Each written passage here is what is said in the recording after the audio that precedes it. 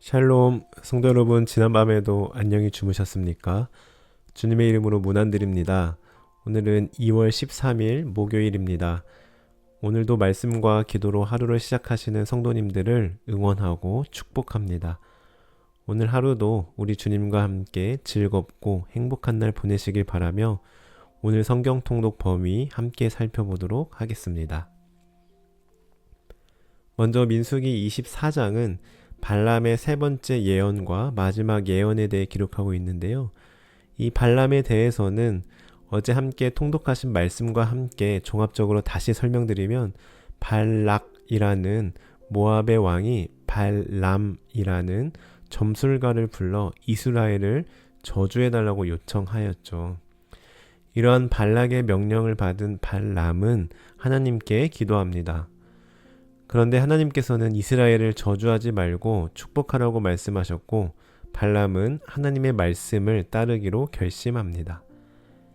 그래서 발락 왕이 높은 산으로 데려다가 다시 이스라엘을 저주하라고 했지만 발람은 하나님께 받은 말씀대로 이스라엘 백성은 복받은 민족이다. 하나님께서 그들과 함께 하시니 그들을 축복하는 자는 복을 받을 것이고 그들을 저주하는 자마다 저주받을 것이라며 오히려 이스라엘 백성들을 축복합니다. 종합해 보면 이 같은 내용으로 발람은 무려 3번이나 이스라엘 백성들을 오히려 축복하는데요.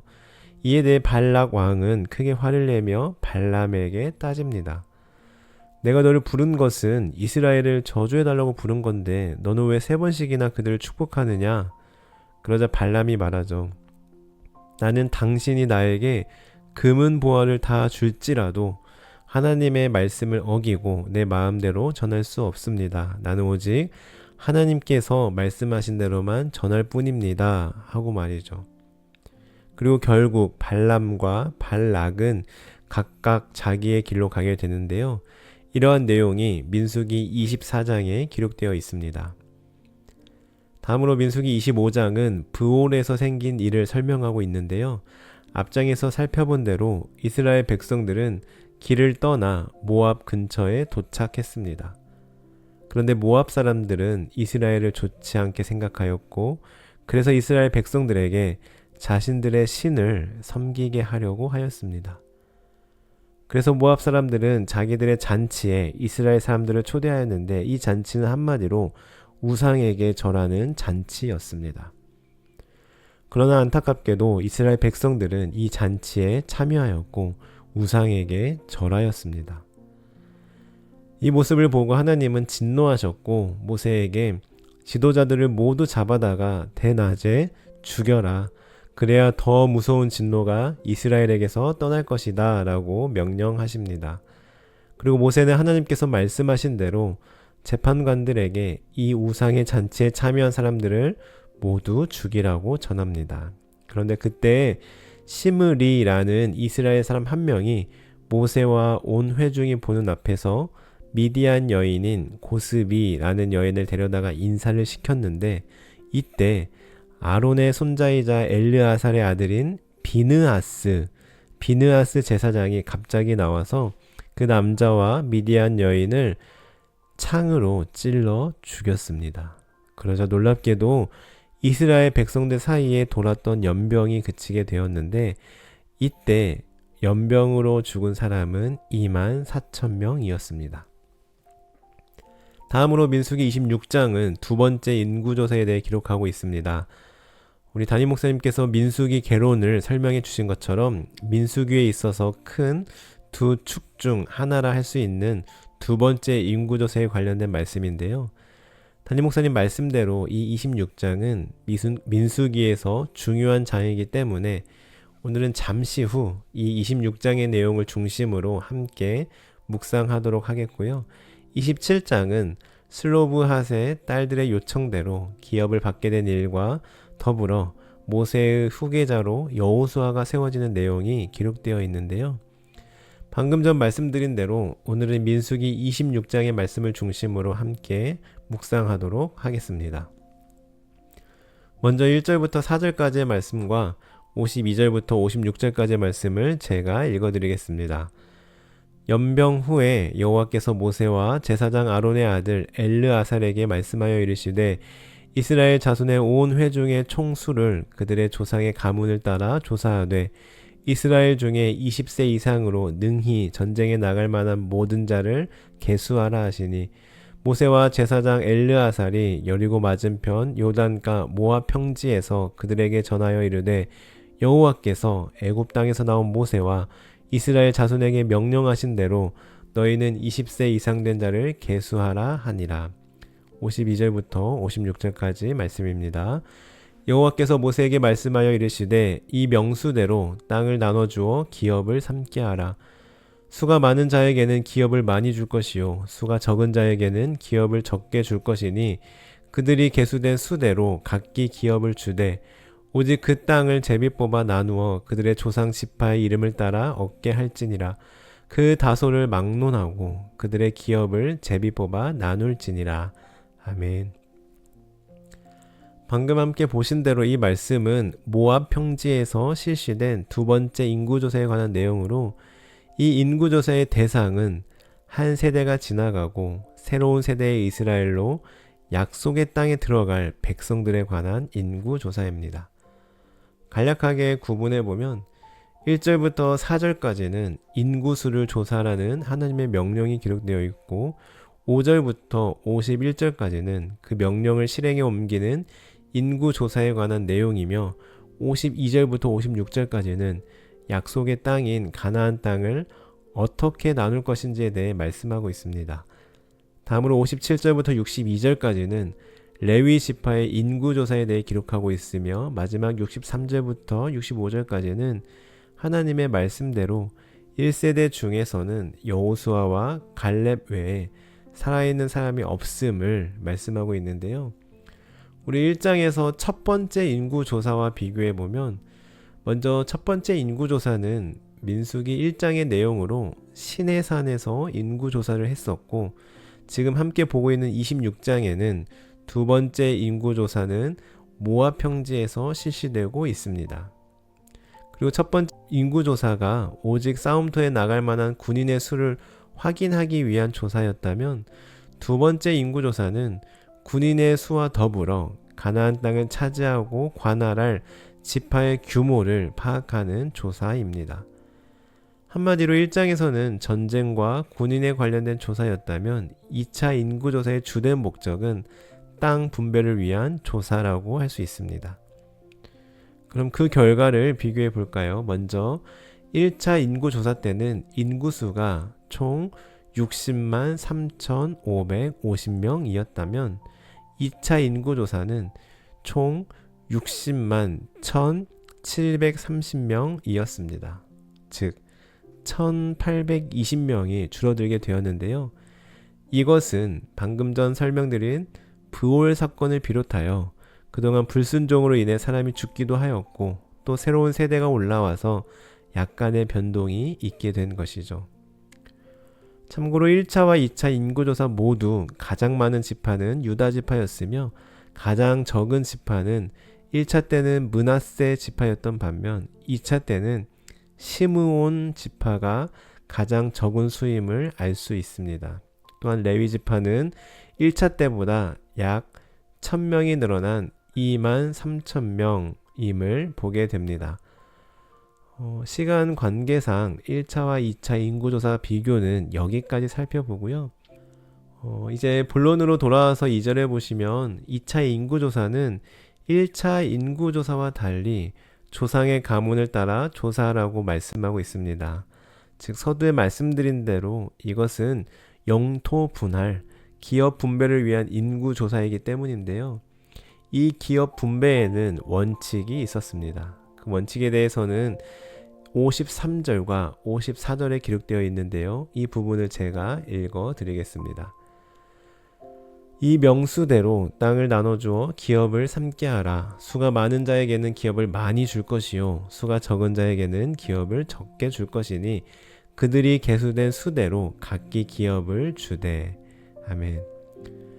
즉 하나님의 기업 분배의 첫 번째 원칙은 바로 공평의 원리였습니다. 그래서 하나님께서는 인구 비례대로 기업을 분배하도록 명령하셨습니다.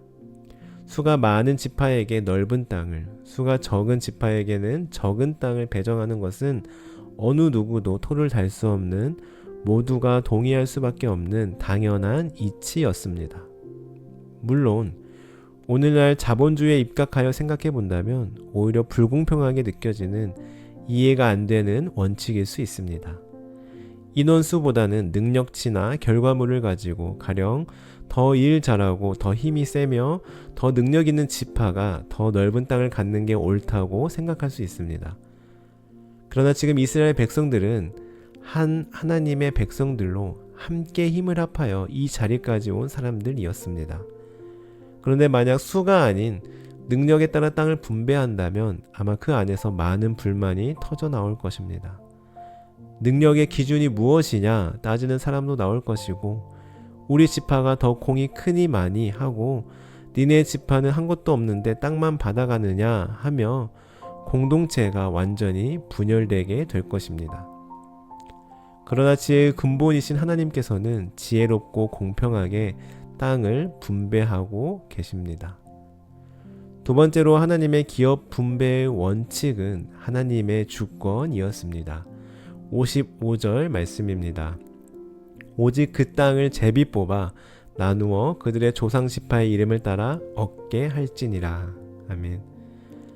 땅의 크기를 지혜롭고 공평하게 나누신 하나님께서는 땅의 위치에 대해서도 지혜롭게 분배해 주셨는데요. 그것은 바로 제비를 뽑아 위치를 정해 주신 것입니다. 만약 이 방법이 아니었다면 수많은 뒷말들이 무성할 것이고, 또 이로 인해 공동체는 분열되게 될 것입니다. 서로 더 좋아 보이는 땅을 가지려고 머리를 쓰거나 싸웠을 것입니다. 인간은 누구나 그 마음 가운데 탐욕이 자리 잡고 있으며 불안한 존재이기 때문입니다. 그렇기에 이것을 다 아시는 하나님께서는 땅을 지혜롭게 분배해 주신 것입니다.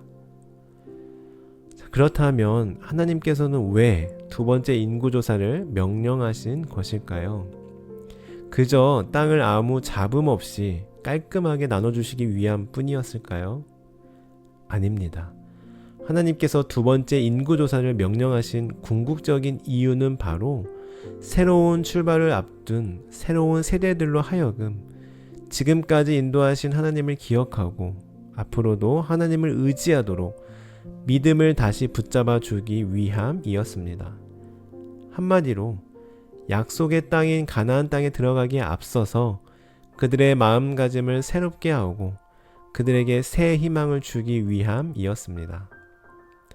생각해 보십시오. 새로운 땅에 들어가기 직전 이스라엘 다음 세대들의 마음이 어떻겠습니까? 기대감도 있었을 테지만 한편으로는 떨리기도 하지 않았을까요? 만약 분배에 있어서 조금이라도 불공평했다면, 불만이 있었다면 얼마나 마음이 불편하고 힘들었겠습니까?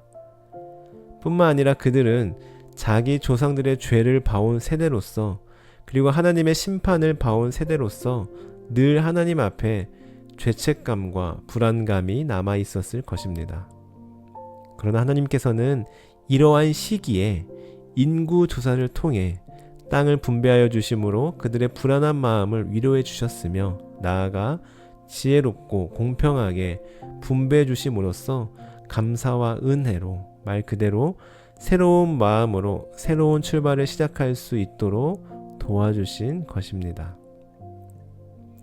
사랑하는 성도 여러분, 저는 오늘 말씀을 묵상하는데요, 우리 토론토 한인 장로교회가 생각났습니다. 우리 지난 2일에 공동의회가 있었죠. 제가 그때 자료를 만들면서 우리 교회 재적 인원수와 세례 교인수, 교육부 아이들 인원수 등을 살펴보게 되었는데요. 오늘 두 번째 인구조사에 관한 이 말씀을 묵상하는데 그때의 장면이 생각났습니다. 또한 오늘 땅 분배에 관한 말씀을 보면서 우리 올해부터 새롭게 개편된 마을도 생각났습니다. 그러면서 이 민수기 26장의 말씀이 오버랩 된 것이죠. 앞서 말씀드린 대로 이스라엘 백성들은 새로운 출발을 앞두고 있을 때 하나님께서는 두 번째 인구조사와 더불어 땅을 분배하심을 통해 새로운 출발을 앞둔 새로운 세대들로 하여금 죄책감과 불안한 마음을 위로해 주셨고, 지금까지 인도하신 하나님을 기억하고 앞으로도 하나님을 의지하며 새로운 마음으로 새로운 희망을 가질 수 있도록 격려하시고 도와주셨습니다. 마찬가지로 새로운 출발을 앞두고 있는 우리 교회 가운데 하나님께서 오늘 말씀을 통해 불안한 우리의 마음을 위로해 주시고 지금까지 인도하신 하나님을 기억하며 앞으로도 하나님께서 공평과 지혜로 인도하실 것을 말씀하고 계신 것이 아닐까 하는 생각을 하게 되었습니다. 그래서 간절히 기도하기는 새롭게 출발하는 우리 교회 위에 하나님께서 새로운 마음을 주시고 새 희망을 가지고 오직 하나님만 의지하며 나아갈 때 가장 선하고 가장 좋은 길로 인도하시는 하나님을 경험하는 올해 우리 토론토 한인 장로교회가 되게 해달라고 기도하게 되었습니다. 여러분도 오늘 이 말씀을 묵상하면서 이러한 간절한 바람을 담아 오늘은 우리 토론토 한인 장로교회를 위해 기도해 주시면서 하루를 시작하셨으면 좋겠습니다. 기도하시겠습니다.